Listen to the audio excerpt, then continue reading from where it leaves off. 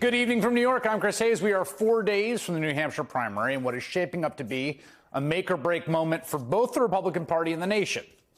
A bit over a year ago, take yourself back, right after the 2022 midterms, there was this dawning awareness among both the professional Republican political class and Republican Party primary voters that Donald Trump was pretty politically toxic. And a bunch of credible Republican candidates announced presidential campaigns, and it really looked like it could be a competitive primary.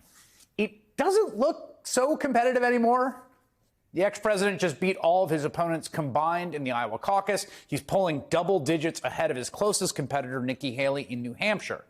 If Trump does end up winning decisively in the Granite State, it is difficult to see how there could be even the semblance of a competitive race going forward.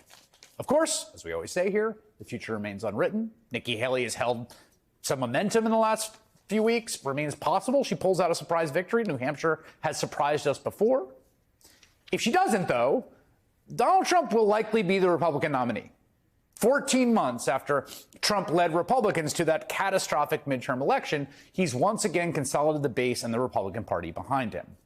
Now, perhaps the most obvious factor that led us to this point is that Trump has successfully convinced Republican primary voters that all the various lawsuits and prosecutions he faces are political witch hunts. But that part's easy. Those people are primed to believe that anyway, right? That's the low-hanging fruit. The bigger factor is that 9 years into his political career, the ex-president has never actually faced real consequences for anything. Even as he is currently awaiting judgment in his civil fraud trial, the so-called corporate death sentence for the Trump work, the New York Attorney General is demanding $370 million in fines and a lifetime ban on the ex-president participating in the state's real estate industry. Today, we just got new video of a deposition recorded last year as part of that case, where he railed against prosecutors and banks, seemed to openly regret the meager extent to which he nominally separated himself from his businesses while in office. I thought it would be appropriate to put it in a trust. I didn't want there to be a conflict, although there could have been. I tell the story that George Washington, actually, when he was president, had two desks. One for his business. He was actually a very wealthy man. One for his business and one for running the country. I could have had that.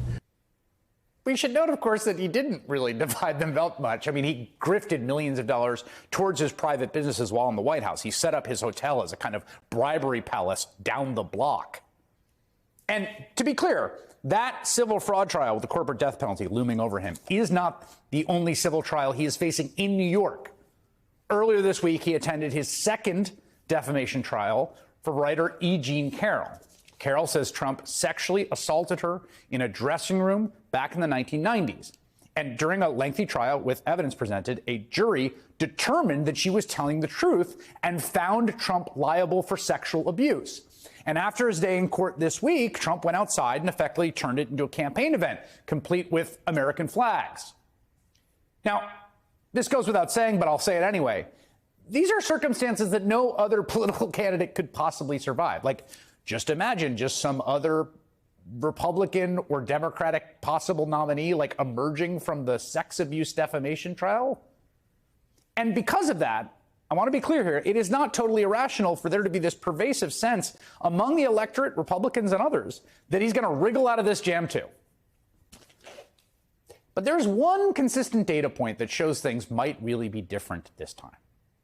Poll after poll after poll shows that voters might actually abandon Trump if he gets convicted of a crime.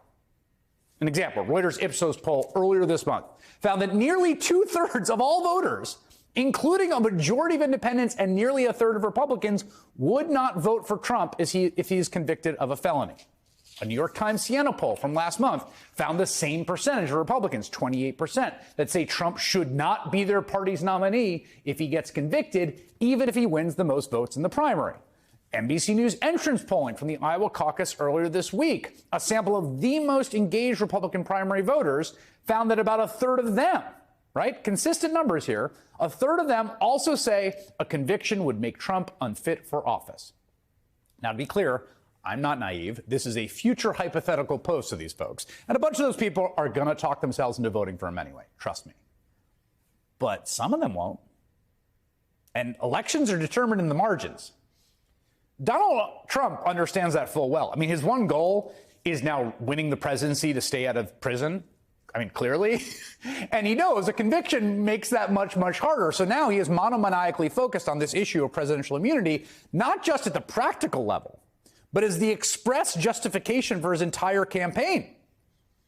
He made it explicit last night after Sean Hannity, in typical fashion, teed him up a softball question on his closing message for voters in New Hampshire. What is your closing message to the people in New Hampshire? It's very simple. It's make America great again.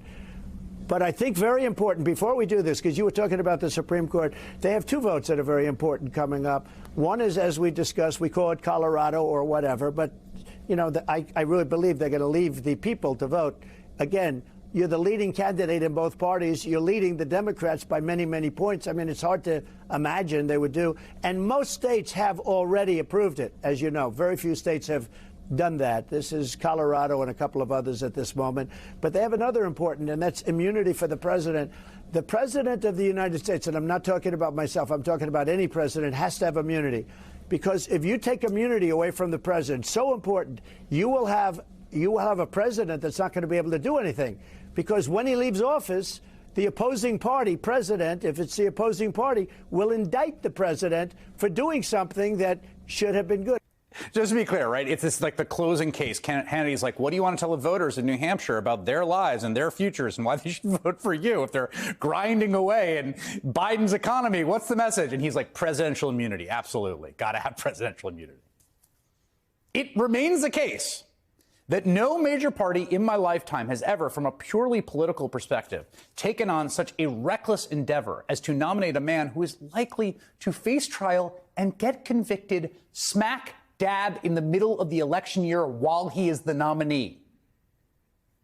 It feels weird to bring this up because what am I missing here? This is a fact that seemingly only one Republican was willing to acknowledge out loud, the guy who dropped out last week. Are you convinced that he will be convicted of something in all of this? He's going to be convicted this spring in Washington on the January 6th stuff.